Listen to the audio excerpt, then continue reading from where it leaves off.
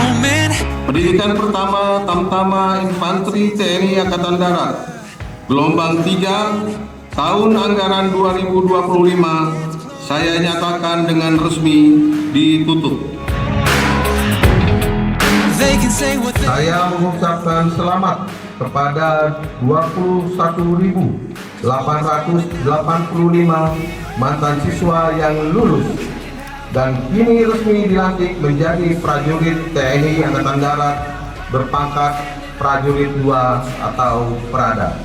Kelahiran generasi prajurit muda akan mendukung tugas utama operasi pertempuran serta menjadi penggerak inovasi pemberdayaan potensi masyarakat.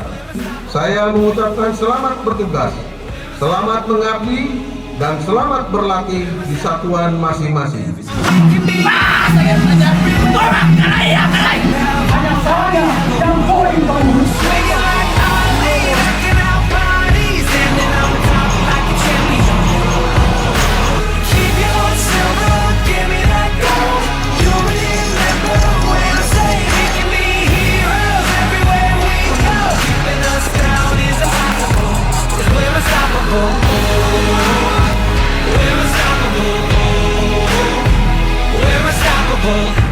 Every spotlight, every soundbite, everybody who gave up is just a fuel for wanting him more than anybody against us.